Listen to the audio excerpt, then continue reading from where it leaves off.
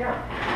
So I think the documentary kind of gets a snapshot of each couple, like in time.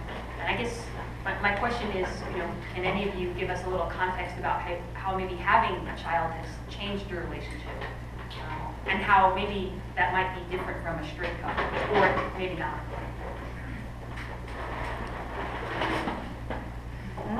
Let's take that one. Yeah. I'm not sure they would know that. I'll go first. For the most part, growing up in a family of 9, everything was different. And I knew that getting married was not going to be a choice or option for me when I grew up. Eventually, I kind of like removed myself from my family, so I kind of grew up separately from them, not kind of hiding my orientation and sexual orientation. But eventually, as Adrian was born, I came to the realization that if I expect him to be honest and grow as a caring, loving individual, I have to be honest with myself. So I started to push and eventually come out to my parents, my dad, and I told him about 4 years ago. Unfortunately, my mom had passed away, but I just couldn't come to that realization until my parents, my mom, that I was gay. But ever since he was born, it just made me more aware of that I need to be proud of who I am as a parent, father, as a man. So that's the biggest change.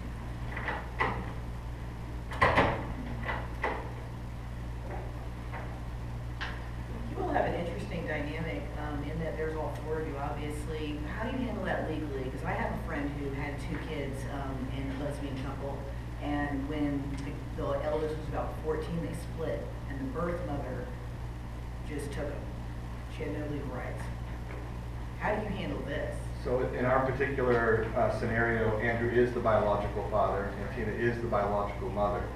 So they both have complete legal rights, automatically by law. And then Barb and I, we've taken steps ourselves to take care of some things. Were you able to do legal adoption? Legal adoption apparently is an option, but for all 4 of us together, we had not pursued that and haven't felt the need to pursue that. In every sense and being of the word, Adrian's got 4 parents, and that stipulation has not gotten to the point where we feel we need to do something about it. And it wouldn't be an issue in terms of birth certificate and placement since there's already another father. You got it. Right. And just for the record, there are same-sex adoptions. They are allowed in Texas. So I gave birth to our 2 sons. My partner adopted both of them. And unfortunately, the courts in Harris County are not so friendly about same-sex adoption, so you have to go to San Antonio, where the judges are usually typically Democratic and are welcoming and will approve them pretty easily. So there are legal rights that the non-birth mother or birth father could have in Texas. Follow up quickly, I'm just curious. There have been circumstances, continue to be circumstances in which the judges will refuse that kind of application, and on what grounds? How do they justify it? I haven't experienced it, but they could probably say that it's unfit or something psychological. General unfitness. Sure. So, but in San Antonio, typically there's 2 attorneys here that do that, and they file the adoptions in San Antonio. Very interesting. I'm curious. In the back of the room, are y'all able to hear? Not very well. Okay. Yeah, we'll encourage all the soft-spoken folks to yell a little bit. Other questions?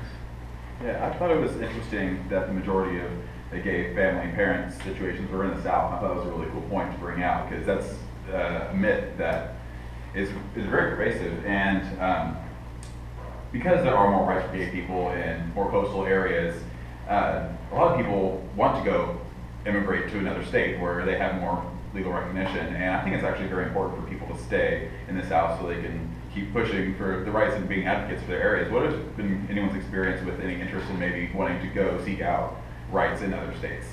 Has anyone been You have to get married in another state, so that's the first thing you do. Can't get married legally in Texas yet, so once the Windsor decision came down from the Supreme Court, kind of freed up a lot of things for all of us as far as federal recognition, but you've been able to get married in Massachusetts, I think, for 11 years or something like that, Gary. Yeah. And there's a lot of states now that you can get married, so it's not just the coast. I mean, Iowa. Yeah. Iowa. So there's a lot of choices, a lot of diversity as far as where you want to get married. It'll happen here eventually. I mean, it's going to fall. It's just going to take a little longer. So people are a little more set in their ways. But it'll get there. In terms of moving, Texas is my home. Yeah. I don't want to live anywhere else, and I think a lot of people that are gay feel that same way, that where they live is their home, regardless of what rights you're going to have in another state. And you just do with what you have here. We all live right down the street, we're not moving, right? Ever. Well, in case I didn't know, but we had eventually bought our home, and when we started with the dating process. I think April was already. When we moved, he was probably He was three old. months. So there was a house, there was a couple houses down on the street, and eventually one of them was in the market, and then we told the moms about it, and they jumped on it. We're just very fortunate that we were able to just live 3 or 4 houses down the block from each other. So that kept it even more closer.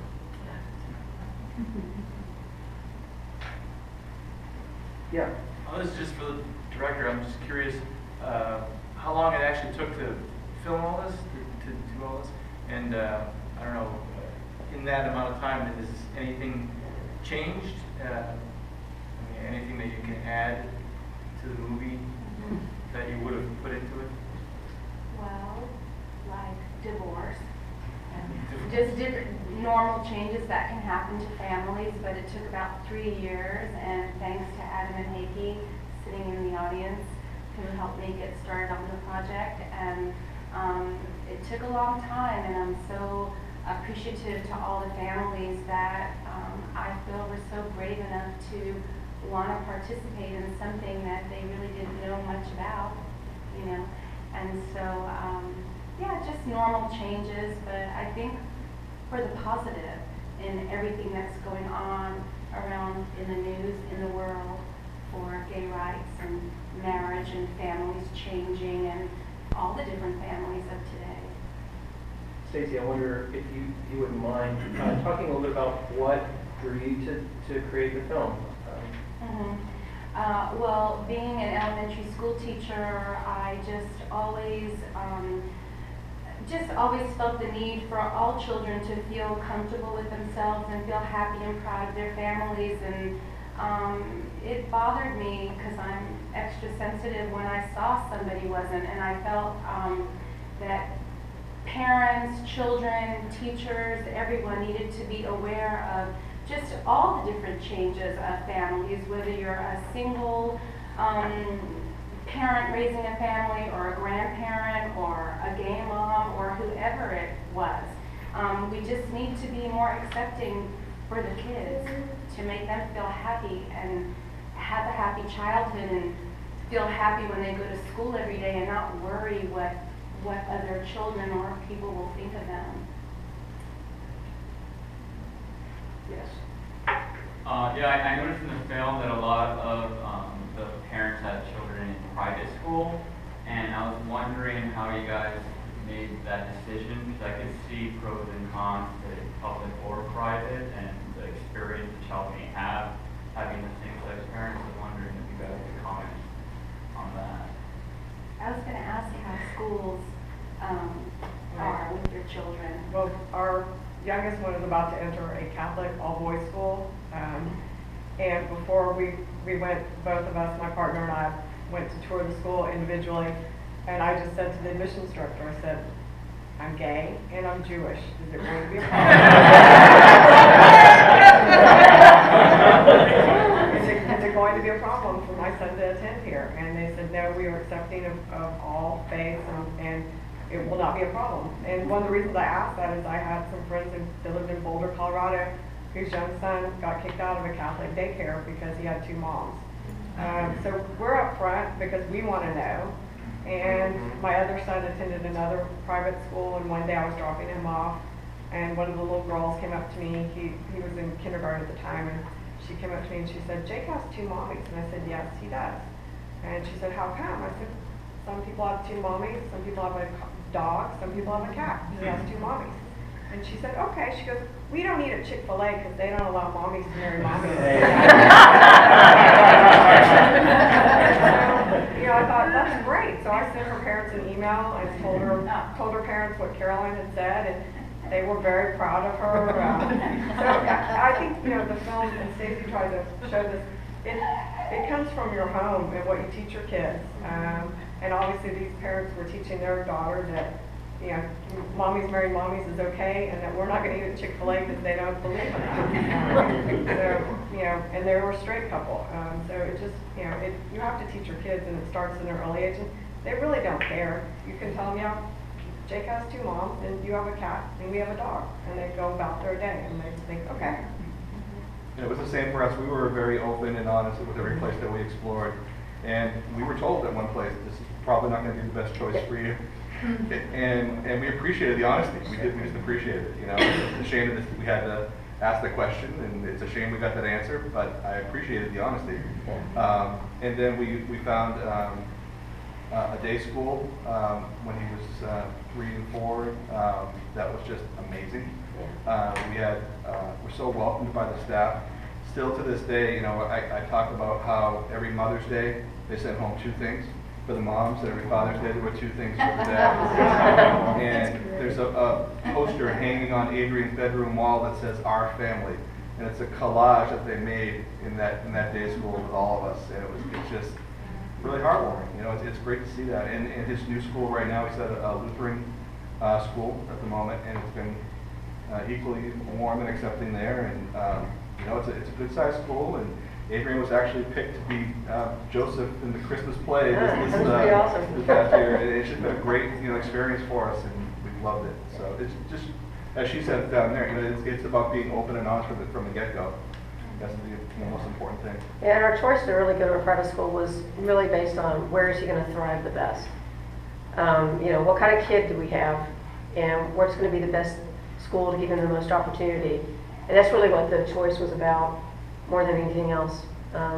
Who's going to foster his love of creativity, his love of science? Where are we going to find that place? And that's what we were really looking for when we were looking for schools. Like any parent. Yeah. Are any of you stay-at-home parents? No, ma'am. Everybody works? All work. This is actually, I guess, a comment more of what you were saying about private schools. I taught for 10 years in public school, and then I've been about 5 years in a private school. And I myself am gay, and I found it to be much more accepting and open in a private school than it was in a public school. And we have several same-sex families that go to the school, so it's just been a great experience. Thank you for sharing. Yeah. There was a lot of talk about the negativity towards the LGBT community stemming from religion. I'm just curious, for each of you guys, are you religious, and do you raise your children that way? Not really concerned with what faith, just. We all go to church, the same church. And we raised him with Christian principles, but you know, really emphasize the love side. The message that Christ had was all about love and acceptance. I mean, if he were alive today, he'd be a hippie. You know, talking to people he shouldn't talk to. I mean, really, he was the guy. He was the counterculture guy at the time. So we just basically try to instill a sense of loving yourself and loving others and treating them the way you want to be treated, as an example of the way Christ would live. And it's kind of how we raise him. And we're raising our sons Jewish. It's more about being with your family and the traditions, the Jewish traditions, and the way you spend time with your family, more than anything, and just, you know, feeling that you're thankful for everything. Are you accepted in your synagogue? Yes, I am. So, I mean, and he's integrated in there? Yes, there's several, the synagogue that I belong to has a LGBT community within it, and then there's several other gay parents that have children there as well. Yes. So. I had a commentary about one of the things he was saying in the film. The guy from YouTube, I forgot his name. Anyway, about he kept bringing up the fear aspect of bullying, and I don't know in terms of if you all understand the yin-yang cycle of switching energy. That when somebody's afraid of something, they're actually really interested. And so if you can take that, if you're doing it with your children at some point, that when they come to you and they want to fight, they really want to know more. They're actually curious, and the fear is them seeing themselves. So if you, really, if that brings healing for you in your childhood too, to really understand those who did harass you really wanted answers. But he didn't address that. He kept attacking fear, and it really is, a need to get closer. So you're saying when they want to fight or argue that they're really curious? It creates movement. We say it's Do you the hear liver that, energy, girls? You're really curious. It's an interesting idea, and I also I think you would need to be cautious about how you deal with somebody who maybe doesn't have that understanding of the dynamic. Right, but if Yeah. one person involved is there and present, they can True. write it. True. Yeah. Thank you for that. Yes, that's a good comment. Yeah. What's the distribution of this film, and who's going to get to see it, and when, and where? It just seems like it's really... I tell you what's interesting to me. Well, wait, we have the DVDs, we just got them. And they're outside. It's been almost a year. We had a screening, the initial screening for the families and the participants almost a year ago at the beginning of next month. And we did a festival circuit where we were trying to get it played in festivals, and I don't understand why. Did not get a lot of response from festivals. And I think part of it is we get great response from the screenings, from the people that see it. And I think that maybe it's too positive, maybe it's too happy, there's not enough controversy. I don't know. It's educational. It is educational, and as an independent filmmaker, you never know what works and what doesn't sometimes. So from there, Hopefully we'll go to the Museum of Fine Arts too, and I'm so thankful to be here, for sure. And I think it still will continue to go forward as times are changing and people want to see more films like this. I think maybe you can place it into a video on demand channel or something along that lines too, perhaps. Isn't it called Netflix? Yes, getting to Would you like to see it in schools? I mean, I would like Yes, to see it. that was my original goal, actually, being an elementary school teacher. That was my whole original goal, to get it into schools. And we have had it in many universities. And I want to continue to try to get it into maybe high schools and even middle schools. So I'm still working on it, and I know it will go there eventually. But before I forget, I wanted Ty to talk about what I love, what you talk about being normal and how other people perceive different families and what they say. Well, she had it in the film. What is normal, right? And I think we all have a different relationship with that word. And I personally hate it because I don't think there is such a thing. I think we are so individualized, especially in America, that there is no one norm. And the problem with the word as well is that it's a homonym. It means two separate things. There is the statistical norm, which if we talk about that all by itself, we are abnormal. We are not the norm. We are between 2 and 10% of the population, depending on what study you're reading at what time. But that is not the norm. So it's hard to talk about normal if we don't operationally define it first. The flip side of that, the other norm, is the cultural norm. And that really depends on who you are and where you're raised and what you were raised and all of the socio-cultural things that surround you as you grow up. And that's very, again, individualized. So I think we were in a different panel, we were talking about where everyone was raised. Some people were raised in Montrose, and other people were raised in, where Cleveland, Texas. Cleveland.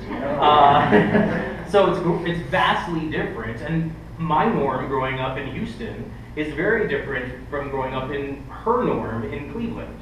And there is the cultural norm that's there. So when we're fighting about the word normal, what's normal?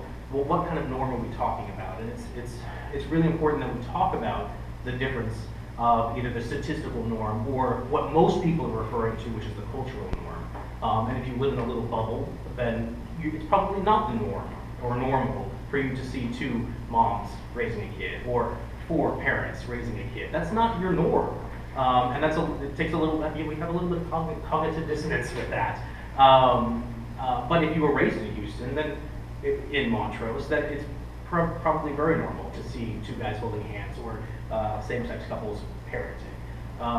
And so that was my little comments on her normal. I just want to say kudos. Thank you for doing this. I thought it was a beautiful depiction of Houston. First, the photography showing around Houston was really wonderful. I am a Jewish lesbian mother of a normal 15-year-old African-American child who refused to come tonight because she's in one of those moods where she just wants to be in her girl cave and close the door. So, but I do think it would be really cool. I really see the marketability of a film like this for young children, because I think that's where the hope is. The little kids don't care. And, you know, at least my ex and I, we were together 29 years. Most of them were really good. We started late, so our daughter's 15. But most of the parents, like, really were fascinated with the fact that Joy had two moms, and some of the straight women said things like, oh, I wish I had another wife, because there's a different perspective, you know. But I look at what my daughter goes through right now. You know, she's going through a period of daddy loss. You know, she doesn't get why her birth father abandoned her. You know, though she has men in her life. I mean, you know, to parent a teenager is very different than parenting a young child. And we went through second parent adoption. We went to San Antonio. We did the whole bit and all of that. And we're just very thankful for that. You know, but I think relationships do change when parenting gets tough. You know, in the early years with kids, it's a lot easier. You fall in love with them, and, you know, everything they do is beautiful and wonderful. But when they get old enough to fight back, that's when my ex really started having a hard time parenting. You know, and that's when we started having a hard time with each other. I mean, you know, we did great for a long time, but I'd love to see some kind of a follow-up. I'd love to see something on the impact on the children as the years go on. Oh, we want to I'd do love a to sequel. get- We want to do a sequel. Okay, I'd like love in to- 5 years, 2 years, 3 years. Yeah, I mean, I just think it'd be wonderful to do that and interview kids and, you know, and how they've grown. You know, do a little long-range study and see how they've grown over the years and how they've learned to deal with the stuff. But my daughter's black and Jewish. She identifies more as Jewish than she does as black. And the Jewish kids don't care, and she's totally accepted, but she has a hard time fitting in the black community.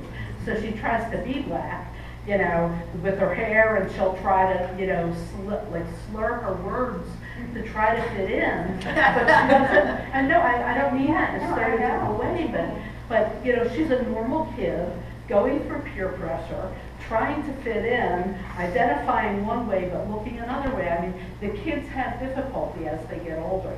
And I think it'd be wonderful. I wish she would have come. I wish she would have come too, but you know what? Sometimes But it was important to you. Tell me your school, so maybe I can talk to the. Well, she goes to Bel Air High. Oh, okay. So, but in any event, I think, like, I wish she would be here too, but I also recognize that she's becoming more independent, and she needs her space and her time too, and there's family time, and then there's time to just let go. So it's not about what I want, you know, right? It's about what she wants. But I would love to hear what happens with the second parent adoptions when couples do split up.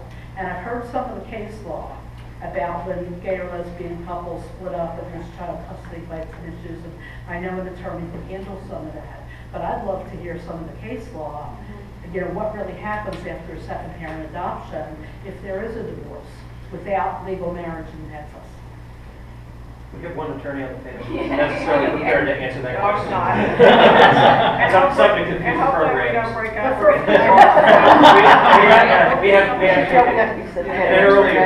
an earlier segment in this series, we had an attorney who came in and addressed a few of those issues, but it remains really a really murky area of the law. Very much in transition. I know of at least one case where after the parents split up, the non-biological mother also had rights.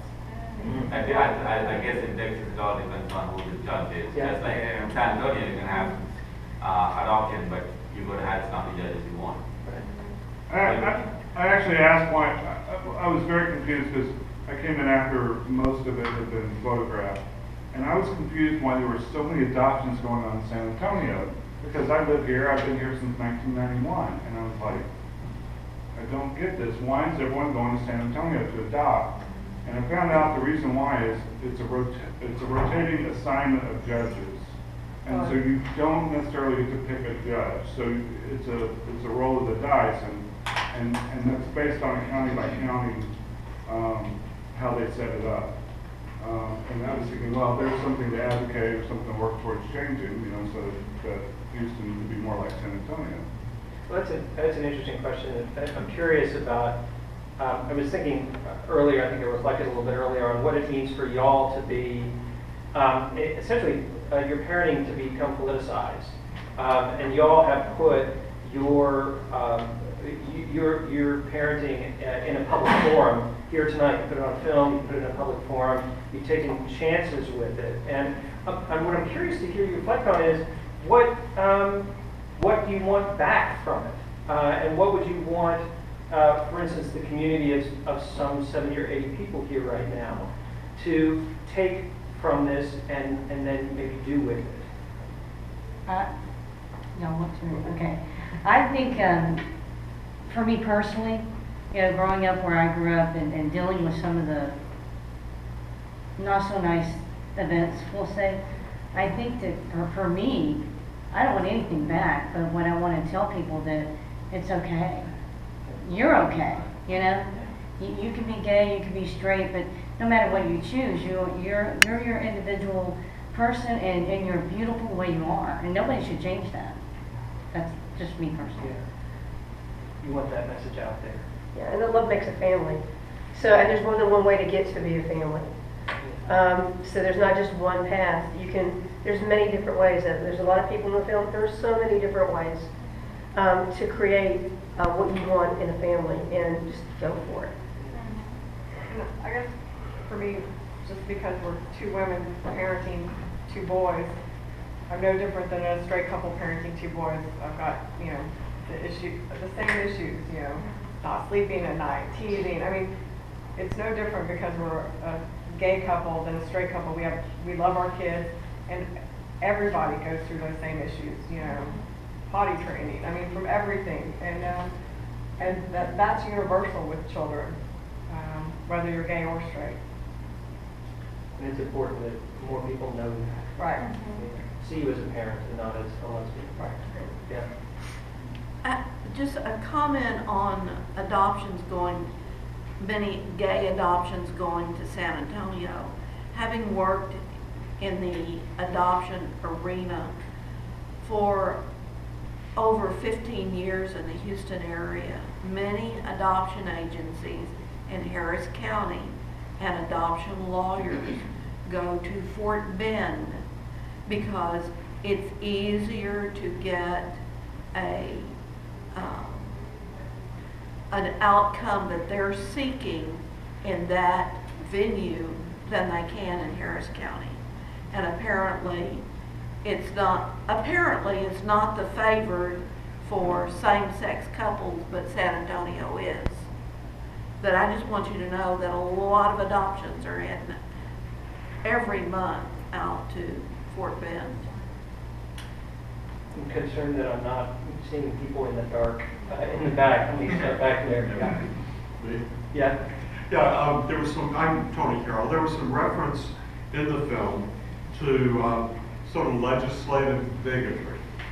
We have a really, really important issue coming up in Houston with the Equal Rights Ordinance that's recently been passed by City Council. It will in all probability be on the ballot in November, which will give the public the opportunity to strip away the rights of equality that were just granted by council. Now, I'm curious to know what you think the effects of that will be. I know one board I sit on, that the expectation is that we'll see a lot more gay kids thrown on the streets, and we'll see more bullying, and that people will see this as being a sort of a sanction of mistreating people who are different. I'd like to hear your thoughts.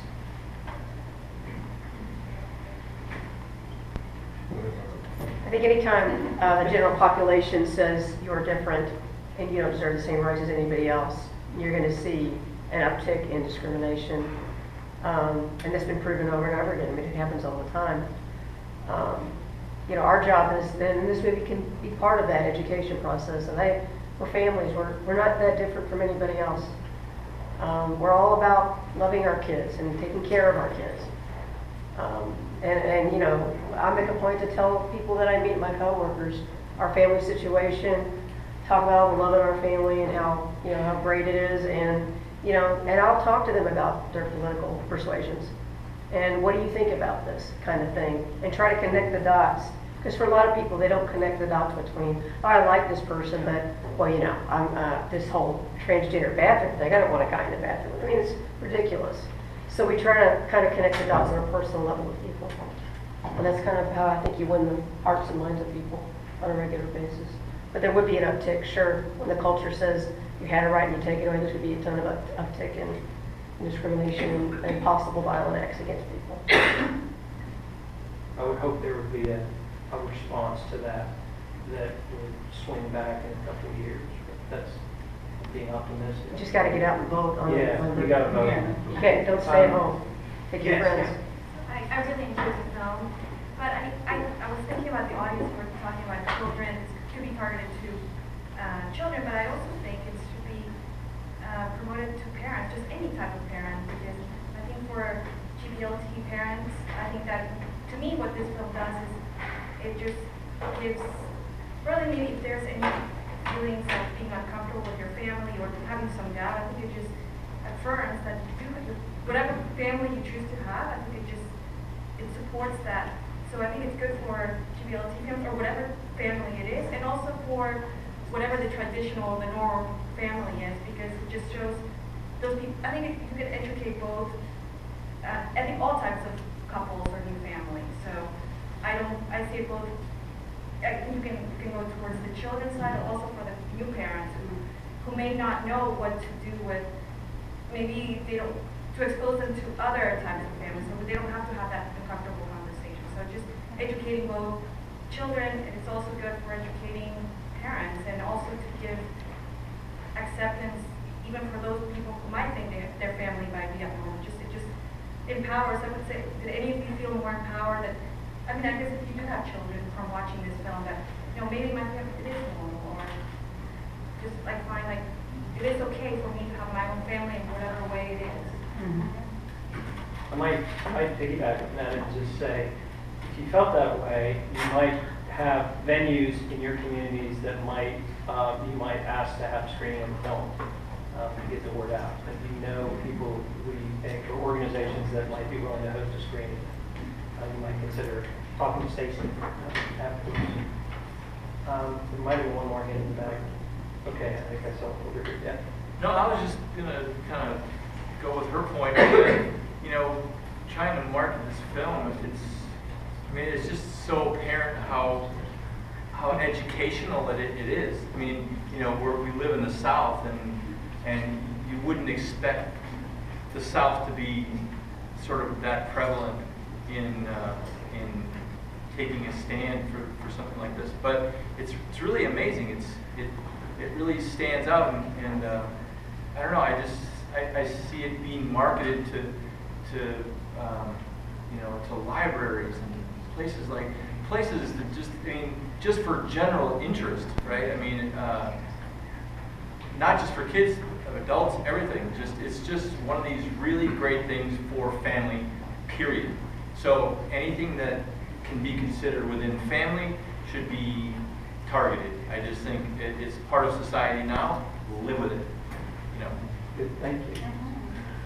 One more question. Yeah, sure. I really like that you included a trans opinion perspective in there, and I really liked how she talked about how trans people are often depicted as deceivers, and that was a really great moment of clarity because it's so true and it's very sad. And I would like to see more. What was your kind of opinion on taking in a trans opinion? Because even though, you know, it's not exactly gay, they're co-allies with gay people, trans people, and there is overlap. There are plenty of straight trans people as there are gay trans people. So what was kind of your idea behind including trans perspectives?